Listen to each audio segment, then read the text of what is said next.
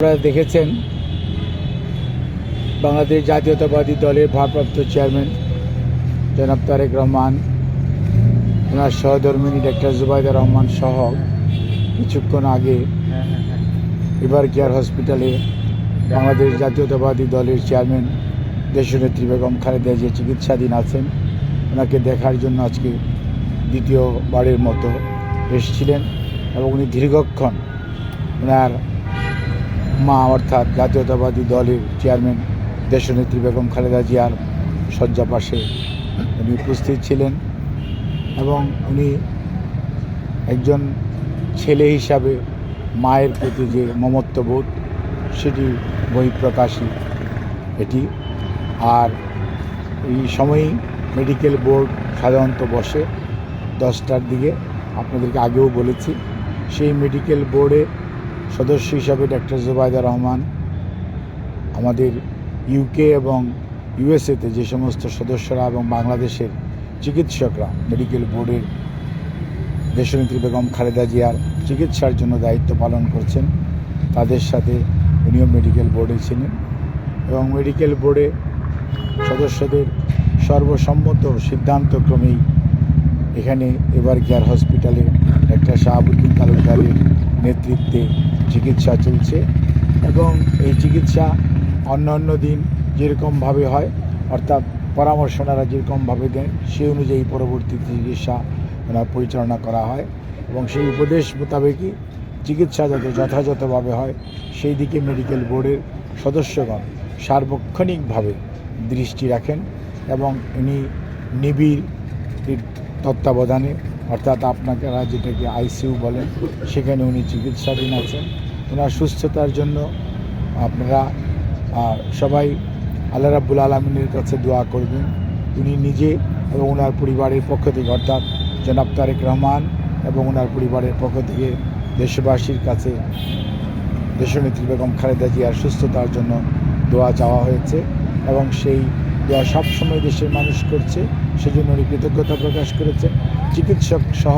স্বাস্থ্য অর্থাৎ নার্স ও অন্যান্য প্যারামেডিক্স দায়িত্ব পালন করছেন, সেজন্য উনি সবাইকে ধন্যবাদ জানিয়েছেন এবং কৃতজ্ঞতা প্রকাশ করছেন মায়ের চিকিৎসার জন্য সবসময় দায়িত্ব পালন করার কারণে।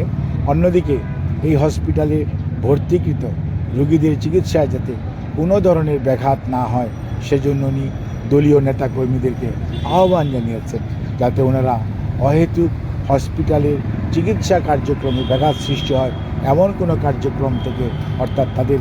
ব্যাপক উপস্থিতি অথবা তাদের অহেতুক কোনো ধরনের উপস্থিতি চিকিৎসার যাতে বিড়ম্বনার সৃষ্টি না করে, অথবা এই হসপিটালে আগত রুগীরা যাতে চিকিৎসা সঠিকভাবে নিতে পারে সেজন্য উনি অত্যন্ত ওনার কনসার্ন শো করেছেন এবং সেজন্য দলীয় নেতাকর্মীকে নির্দেশ দিয়েছেন এবং উপদেশ অনুরোধ করেছেন যাতে এই হসপিটালে চিকিৎসার জন্য যারা রোগীরা আছে এবং দেশনেত্রী বেগম খালেদা জিয়ার চিকিৎসাতেও যাতে ব্যাঘাত না হয়, অন্য রোগীদের চিকিৎসাতেও যাতে কোনো ব্যাঘাত সৃষ্টি না হয় সেই জন্য সবাই যাতে অত্যন্ত সাবধানতা অবলম্বন করে এবং কোনো ধরনের অতি উৎসাহী কোনো কার্যক্রমের সাথে নিজেদেরকে জড়িত না করে। আর আপনাদের মাধ্যমে আমরা এটুকু যা বলতে পারি,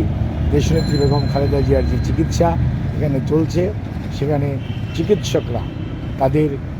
সর্বোচ্চ মেধা দিয়ে দেশের এবং বিদেশের চিকিৎসকরা তাদের দায়িত্ব পালন করছে এবং দায়িত্ব পালন করতে থাকবে এবং ওনার সুস্থতার জন্য আমরা মহান রাব্বুল আলামিনের যেমন সাহায্য, দোয়া, রহমত সেই সাথে আমরা দেশবাসীর কাছেও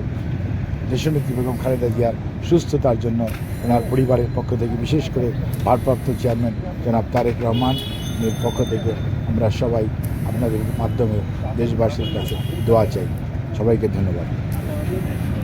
একটু যদি সুযোগ দিতেন, এক মাসের বেশি সময় ধরে উনি চিকিৎসাধীন আছেন,